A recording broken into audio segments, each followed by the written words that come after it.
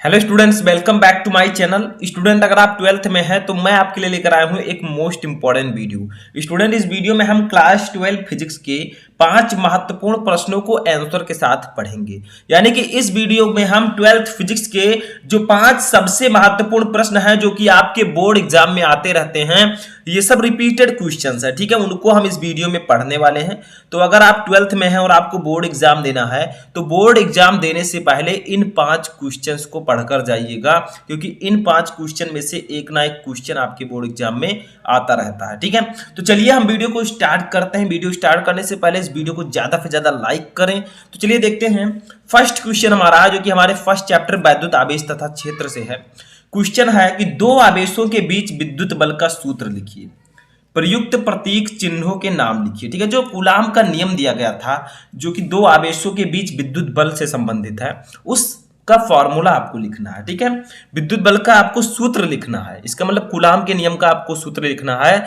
तो आवेशों के मध्य लगने वाले बल, ठीक है, कूलाम के नियमानुसार, कूलाम के नियमानुसार, ठीक है, आवेशों के मध्य लगने वाला बल, इसका फॉर्मूला क्या होगा? आवेशों के मध्य लगने वाला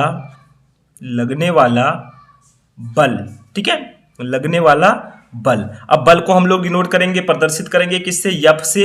एफ इक्वल टू, इसका फॉर्मूला होता है 1/4πε0, 1/4πε0 के into Q1 Q2 upon R square, Q1 Q2 upon R square. ठीक है, क्योंकि मैंने आपको कूलाम के नियम में बताया था कि दो स्थिर बिंदु आवेशों के बीच लगने वाला आकर्षण अथवा प्रतिकर्षण बल उन दोनों आवेशों के गुणनफल के अनुक्रमानुपाती तथा उनके बीच की दूरी के वर्ग के व्युत्क्रमानुपाती होता है। तो यहां पर Q1 है आवेश, Q2 है दूसरा आवेश, R है दोनों आवेशों के बीच की दूरी। ठीक है, तो यहां पर आप लिख सकते हैं, देखिए 1/4πε0 के, यहां पर एप्सिलॉन नॉट क्या है? निर्वात की विद्युतशीलता।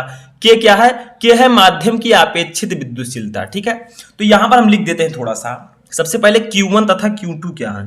Q1 तथा Q2, देखिए इस फॉर्मूले को आप याद रखिएगा। ठीक है, ये दो आवेशों के बीच लगने वाले बल का फॉर्मूला है। तो Q1 तथा Q2 जो आपके हैं वो है आवेश। ठीक है, वो क्या है? आवेश है।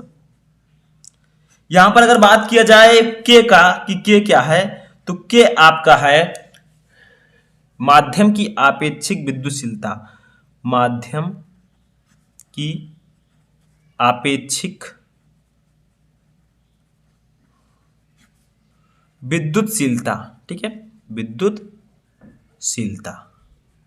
उसके बाद में बात किया जाए एप्सिलॉन नॉट क्या है, तो एप्सिलॉन नॉट तो आप सभी को पता ही है, निर्वात की विद्युतशीलता, निर्वात की विद्युतशीलता।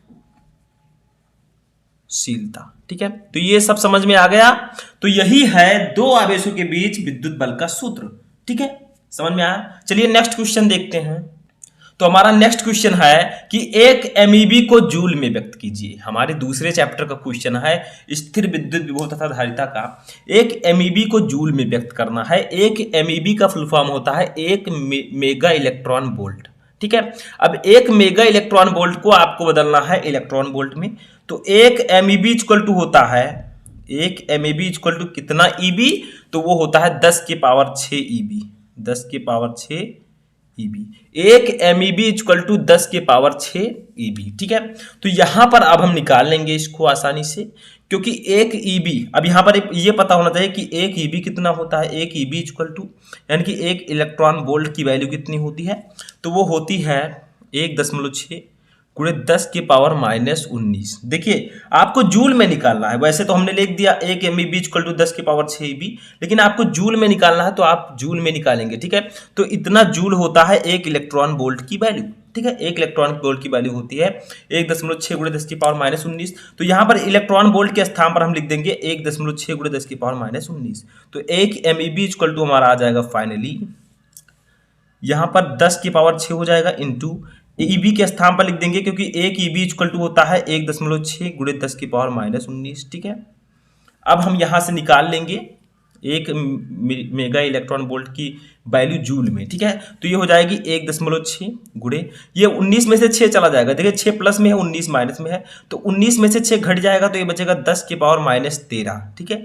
इतना आपका जूल आंसर आ जाएगा, ठीक है। तो एक मेगा इलेक्ट्रॉन वोल्ट में 1.6 गुणे 10⁻13 जूल होता है, ठीक है। समझ में आया, 1 MeV को हमने जूल में व्यक्त कर दिया। चलिए नेक्स्ट क्वेश्चन देखते हैं। तो देखिए हमारा नेक्स्ट क्वेश्चन है जो कि एक न्यूमेरिकल है दूसरे चैप्टर का। देखिए दिए गए परिपथ चित्र में ए व बी के बीच तुल्य धारिता क्या होगी, यानी कि ए व बी जो बिंदु है इसके बीच तुल्य धारिता क्या होगी। तो देखिए यहाँ पर 4 संधारित्र लगे हैं इस परिपथ में 2-2 माइक्रोफैरड के, ठीक है। सभी की वैल्यू 2-2 माइक्रोफैरड है। तो देखिए इसमें आपको समझना है कि कौन सा संधारित्र श्रेणी क्रम में है, कौन सा समांतर क्रम में। तो देखिए ये 2 माइक्रोफैरड और ये दोनों श्रेणी क्रम में है, ठीक है, क्योंकि इसका वायर और इसका वायर जुड़ा है, ये दोनों भी श्रेणी क्रम में है, ठीक है। समांतर क्रम में अभी यहां पर कोई नहीं है। जब इन दोनों की तुल्य धारिता हम निकालेंगे और इसकी धारिता निकालेंगे तो जो आएगी इन दोनों की वैल्यू वो होगा समांतर क्रम में। तो ये इसको हम मान लेते हैं C1, ठीक है, इसको हम मान लेते हैं C2, इसको मान लेते हैं C3, इसको मान लेते हैं C4, ठीक है। तो देखिए यहां पर C1 तथा C2 श्रेणी क्रम में है। तो सबसे पहले हम ये लिखेंगे कि संधारित्र C1 तथा C2 श्रेणी क्रम में है, श्रेणी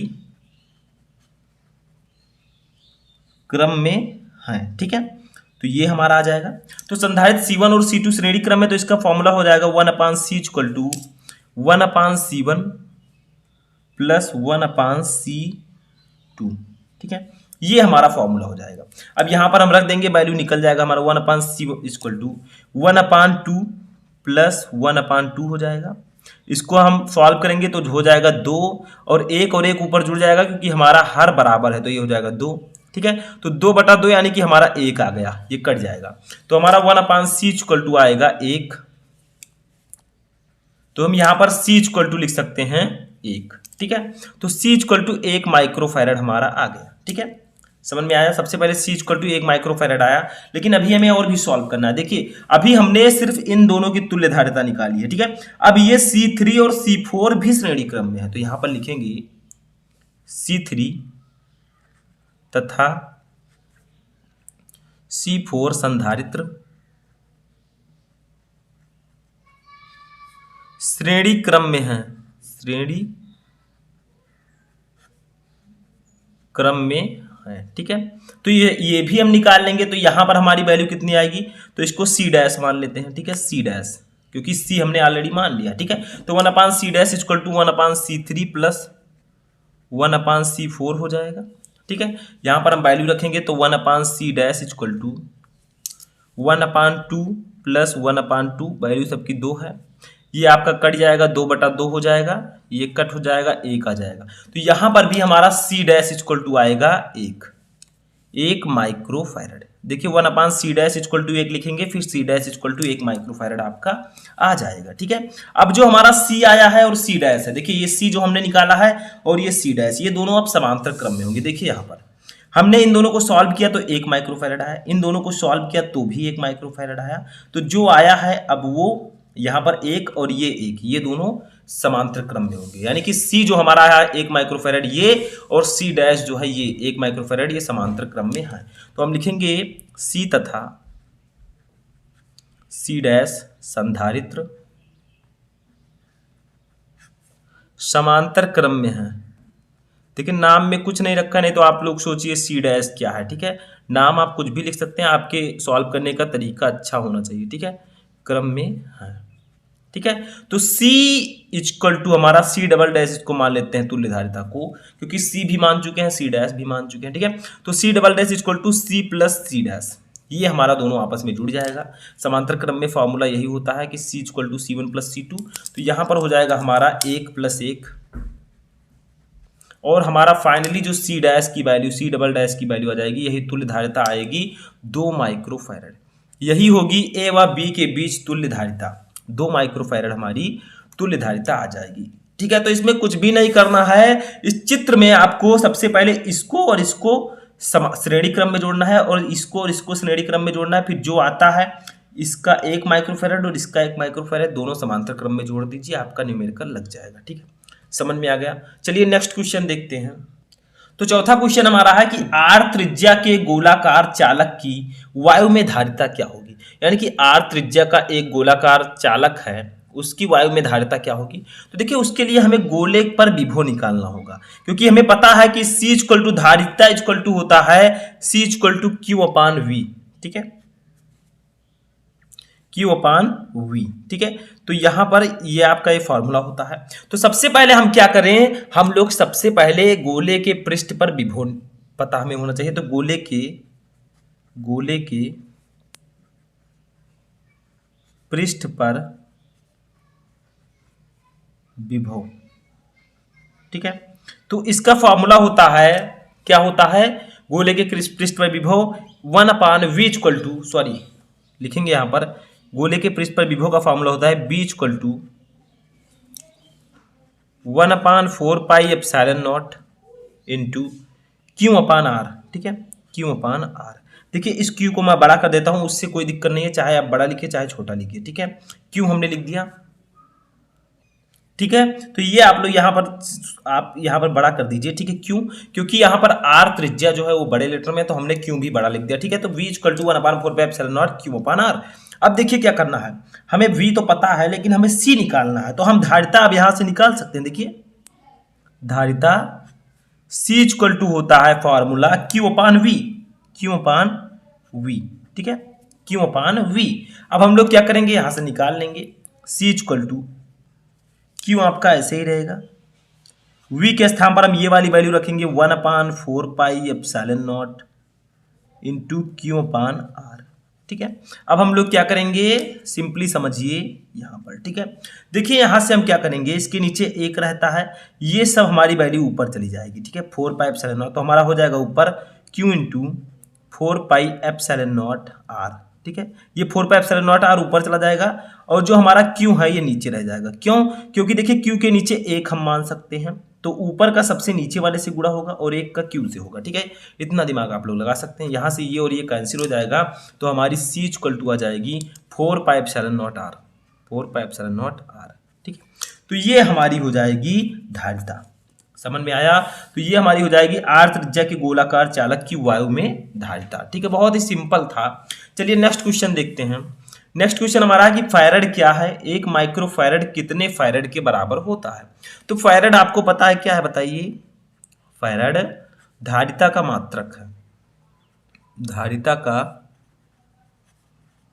मात्रक है। ठीक है, अब 1 माइक्रोफैरड की वैल्यू कितनी होती है बताइए। 1 माइक्रोफैरड, माइक्रोफैरड को हम म्यू एफ से भी लिखते हैं। ठीक है, 1 माइक्रोफैरड इक्वल टू होता है 10 के पावर माइनस 6 फैरड। ठीक है, 10 के पावर माइनस 6 फैरड, और यही हमारा आंसर आ जाएगा। ठीक है, तो फैरड क्या है, फैरड धारिता का मात्रक है। 1 माइक्रोफैरड कितने फैरड के बराबर होता है, 1 माइक्रोफैरड 10 के पावर माइनस 6 फैरड के बराबर होता है। अगर यहाँ पर पिको फैरड पूछा जाता तो 1 पिको फैरड 10 के पावर माइनस 12 फैरड के बराबर होता है। ठीक है, तो लिख देता हूँ थोड़ा सा, 1 पिको फैरड। ठीक है, 1 पीएफ, पिको फैरड जो होता है वो 10 के पावर माइनस 12 फैरड के बराबर होता है, फैरड। ठीक है, बस समझ में आ गया। तो ऐसे ही आपको थोड़ा सा याद रखना होगा, सभी चीज़ें आसानी से आपको पता चल जाएंगी। तो आई होप कि आपको ये पांचों क्वेश्चन समझ में आ चुका होगा। कमेंट बॉक्स में आपको बताना है कि इन 5 क्वेश्चन में से कितने क्वेश्चन आपको ऑलरेडी पता थे। तो वीडियो अच्छा लगा हो तो इस वीडियो को ज़्यादा से ज़्यादा लाइक करें, अपने दोस्तों के साथ शेयर करें, और चैनल पर नए तो चैनल को सब्सक्राइब करके बेल आइकन प्रेस कर लें, ताकि सभी इंपॉर्टेंट वीडियो आपको टाइम से मिलते रहें।